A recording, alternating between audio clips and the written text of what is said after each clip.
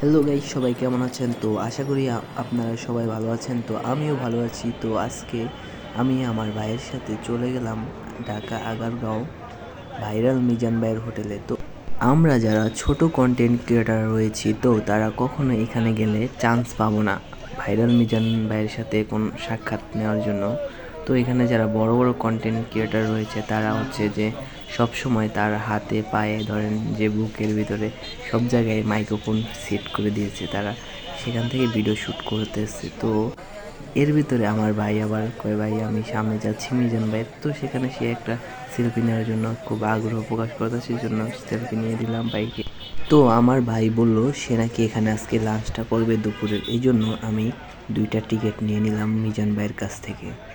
আমরা 2টা প্লেট নিয়ে নিলাম দুই ভাই। এখন আমরা প্লেটটা ধোয়ার জন্য চলে গেলাম কল পাড়ে। তো কোটিপতির কপাল এখানে আমার ভাইয়ের ছিল মনে হয়।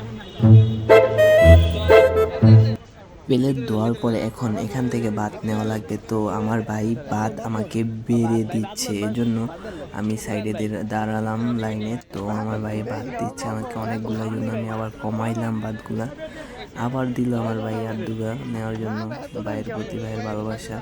তো দেখেন এখানে আবার মাংস নেওয়ার জন্য এসেছি। তো এখানে কি হলো মনে করেন, ওনাদের লোক কম থাকার কারণে নিজের খাবারটা নিজেরই নেওয়া লাগছে। তো এখানে মজার বিষয়টা হলো কি জানেন, 1 পিস গোস্তই নিতে পারবেন শুধু এখান থেকে। তো আমি চাইছিলাম যে 2 পিস নেই, কিন্তু মনে মনে ভাবলাম না থাকুক, নাইলে মিজান ভাইয়ের লস হয়ে যাবে। এই জন্য মূলত দেখেন কী ধরনের খাবারটা নিয়ে নিলাম। অবশ্যই খাবারটা সুন্দরই দেখতে। তো এখন চলে যাব টুলে বসার জন্য, ওখানে টেবিল দেওয়া আছে। তো এখানে দেখি কোথায় জায়গা আছে।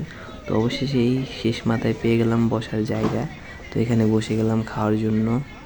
তো খাবারের শেষে একটা আস্তি লেমন কিনে নিলাম। তো মূলত আজকের ভিডিওটা ছিল এই পর্যন্তই। সবাই ভালো লাগলে লাইক কমেন্ট শেয়ার করে পাশে থাকুন। ধন্যবাদ।